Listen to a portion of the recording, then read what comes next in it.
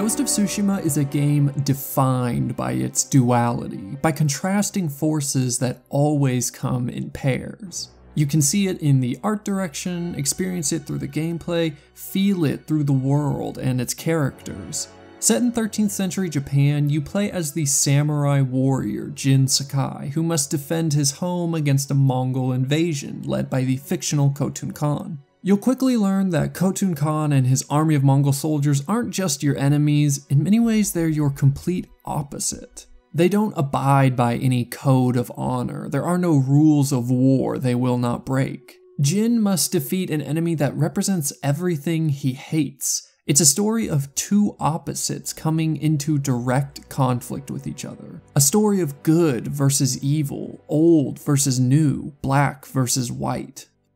It might seem extremely basic to explain a narrative presented in this way, but that's simply because this concept of duality is so ingrained in the stories we tell each other that we often don't even think about it. Whether it's in games, movies, or even politics, stories are often framed as one side against another, even though real-world conflicts are rarely so binary. And that's because this type of story makes it easy for the audience to understand and care about what's happening. It establishes a clear set of values for the main characters, values that we often hold ourselves in one way or another. Ghost of Tsushima gets you invested in its characters by depicting multiple layers of duality within the narrative. The first and most basic layer is that of a hero versus a villain. Jin needs to defeat the ruthless Khotun Khan to save his people, but that's not really the point of his story. Since the game is loosely based on Japanese history, most people will know early on that Japan is never actually conquered by the Mongol Empire. So it's not a question of if Jin will save Tsushima,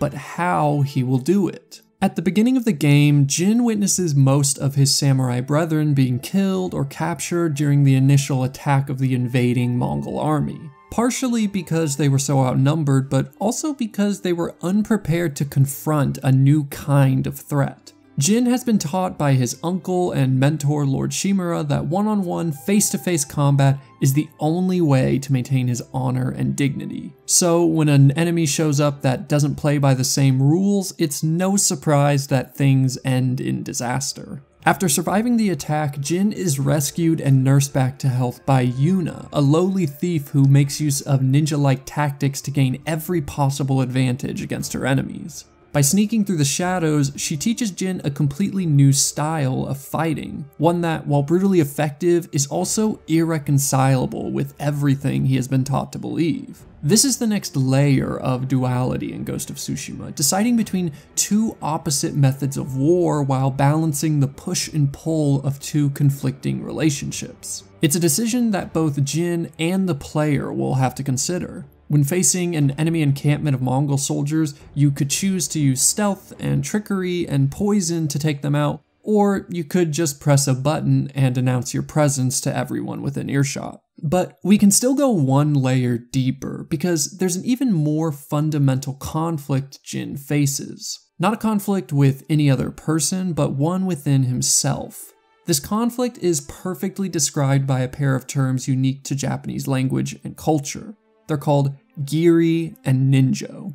Giri can be roughly translated to mean obligation, or even more specifically, it refers to the burden of obligation. Ninjo, on the other hand, doesn't necessarily have a direct English translation, but it can be thought of as the human emotion that comes up in direct conflict with giri.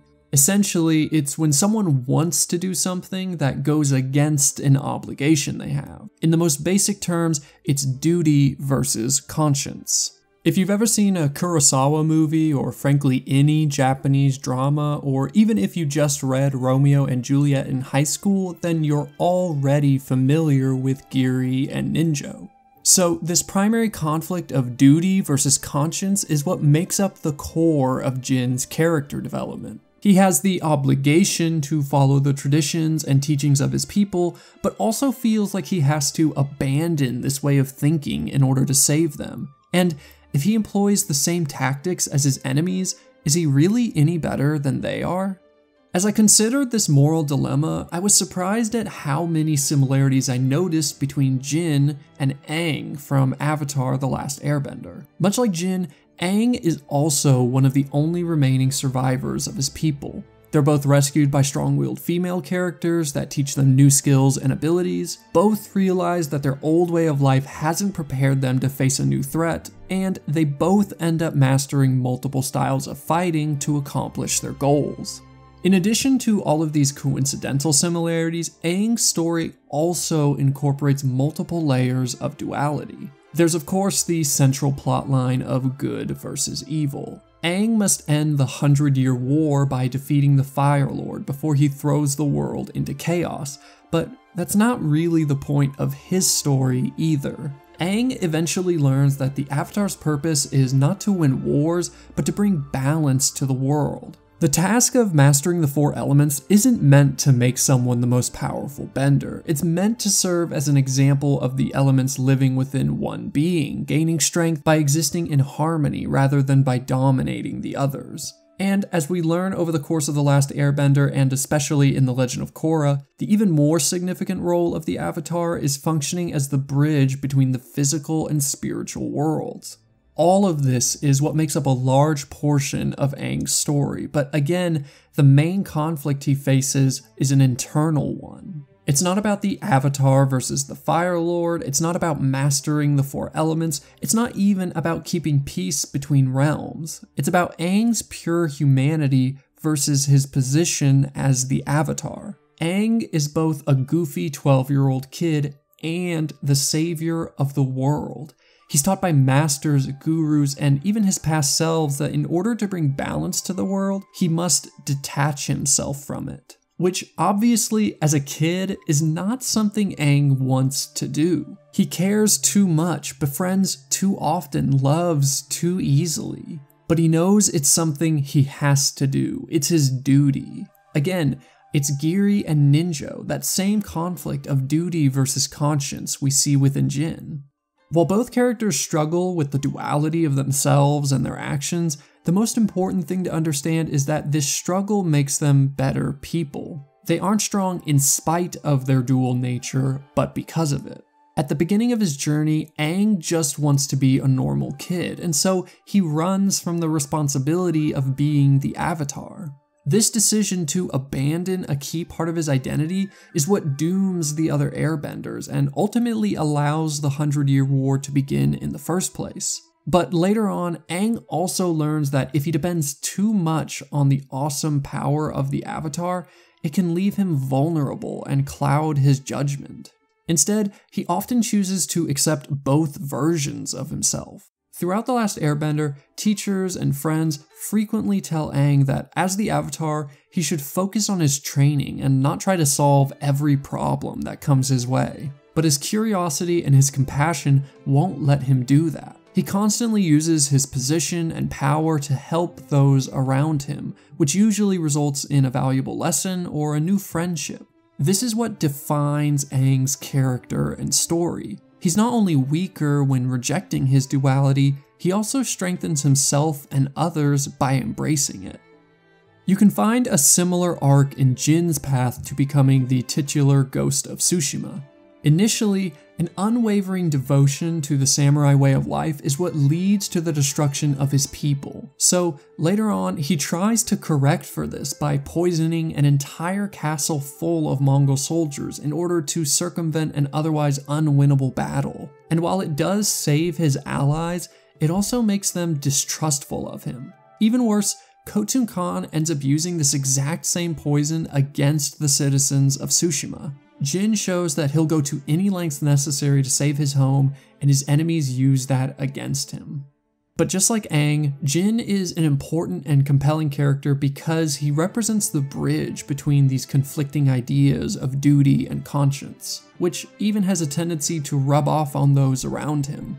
When we're first introduced to Yuna, she's already a capable warrior, but she's only concerned with saving herself and her brother. Initially, she uses Jin as a tool to free her brother from captivity, and makes it clear that once they're reunited, she'll abandon Tsushima and set sail for the mainland. It's only after she gets to know Jin and witnesses his selfless defense of their home that she ultimately decides to stay and fight by his side. She sees something in him that makes him different from everyone else. He's no longer truly a samurai, but he's also not just a survivor. He's something in between, something better.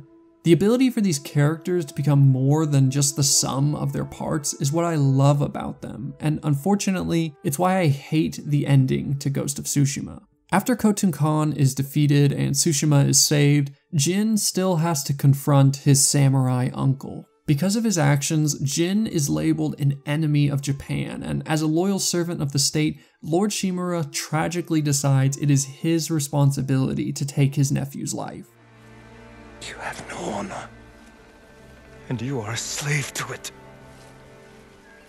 And when Jin ultimately ends up besting his uncle in battle, you as a player are forced to make a decision. Walk away and let your uncle live, or give him the noble samurai death he begs you for. This is the moment that completely fails Jin as a character. First of all, it fails because of all the usual video game reasons. When we eventually get a sequel, Ghost of Tsushima, one of two things will have to happen. Either Lord Shimura will be a completely irrelevant character in the sequel to accommodate for both choices, or the developer will have to designate one of the endings as canon, completely negating the impact of this decision. Giving the player agency over the most important part of the story also proves to be wholly unsatisfying. Games love to do this, have you influence or even outright choose the ending as a way to give weight to the conclusion. But more often than not, it ends up feeling more like a cop-out than anything else. Like the developers couldn't decide which ending made more sense or provided more catharsis, so they just let the player pick instead. Jin's emotional journey is robbed of a clear finale because both of these contradictory choices are treated as valid. Is this a story of Jin leaving his old life behind to become what his people need him to be? Or is it one where he holds on to traditions that he doesn't even fully believe in anymore? Apparently, it's both, but it's also neither. It paints Jin as a character with little conviction that could make either decision depending on which way the guiding wind blows. It doesn't make both options feel equally heavy, it just makes them feel weightless. But most of all, I hate that they have you make this decision because it completely rejects the theme of embracing your duality. Why does Jin even agree to this duel? It shows a profound lack of growth and feels like a strangely forced final boss fight after we already got one with Khotun Khan. It takes a complex story that seems to condemn going too far in either direction and boils it down to a binary decision with opposite outcomes.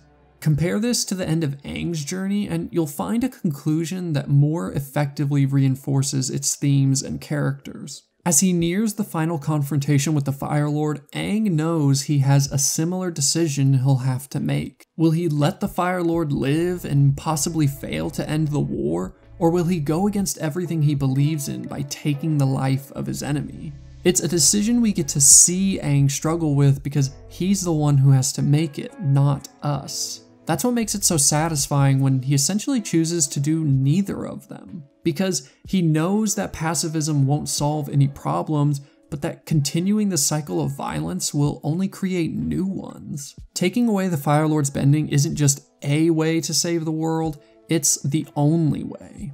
Look, I'm not gonna pretend that giving your protagonist some new god ability right before the final battle isn't at least a little clumsy.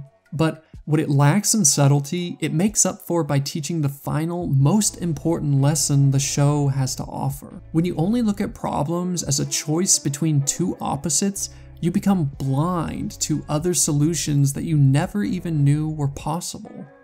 Earlier in this video, I mentioned that stories and conflicts are often framed this way because it's easy for people to understand. And I think the reason for that is because so often our own lives can feel like a series of decisions with only two choices. Do I settle down and start a family, or do I travel the world? Do I try to chase my dreams, or do I take the boring job I know will pay the bills?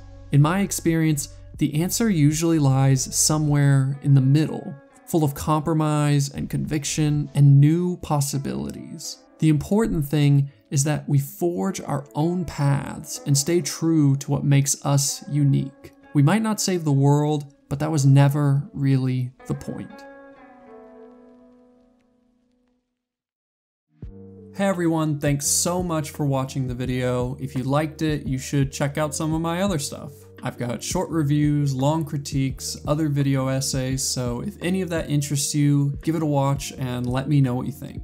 Also, don't forget to subscribe, like the video, and maybe even leave a comment. It goes a long way, and I promise I'll do my best to reply to all of them. And if you want to hear from me more consistently, you can always follow me on Twitter at megabyte_games. Finally, I just want to encourage everyone to continue donating your time and/or money to causes related to Black Lives Matter and criminal justice reform. These are not problems that were fixed in just a few months, so our continued support is important and necessary. You can find a link to some organizations and petitions in the description below. That's it. Thank you again for watching. I'll see you next time.